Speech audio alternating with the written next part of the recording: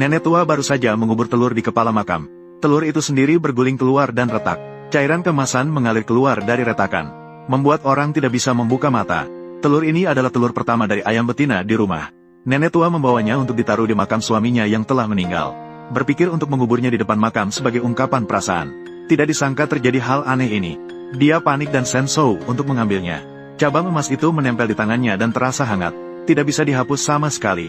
Nenek tua merasa cemas di dalam hati. Dia segera menutup telur itu dengan tanah. Dengan hati yang gelisah, dia berlari pulang. Baru saja sampai di pintu halaman, dia langsung terlihat oleh Erlai, tetangga sebelah. Erlai melihat kep emas di tangannya. Dia mendekat dan bertanya. Nenek tua tidak berani menjawab.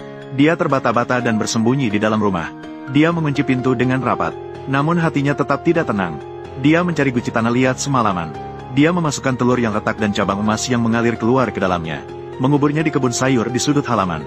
Tanpa menunggu sampai pagi, Erlai datang bersama beberapa orang untuk mencarinya.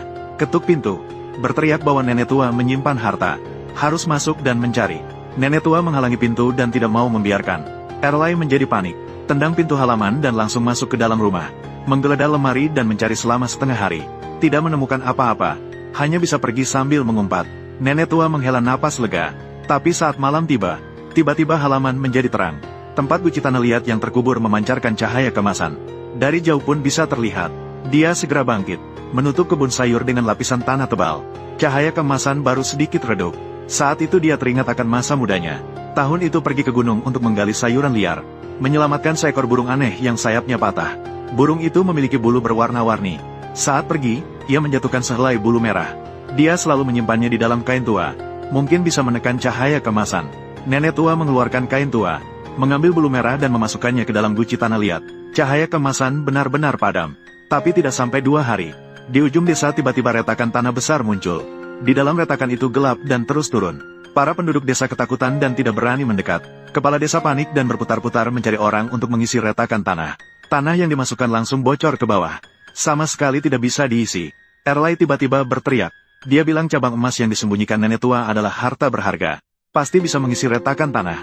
Dia menarik warga desa dan pergi menutup pintu rumah nenek tua. Memaksa dia untuk menyerahkan cabang emas. Nenek tua tidak bisa berbuat apa-apa. Dia hanya bisa menggali guci tanah liat. Begitu membuka tutupnya, bulu merah langsung melayang. Cabang emas mengalir keluar mengikuti bulu. Ternyata menjadi lebih kental. Saat itu, pemburu gunung Asan datang dari belakang gunung. Dia menghalangi di depan nenek tua. Dia berkata kepada warga desa, cabang emas ini bukan harta berharga. Ini adalah benda penyelamat untuk mengisi retakan tanah. Erlai tidak percaya. Dia bersikeras untuk merebut guci tanah liat. Asan dengan cepat menghalangi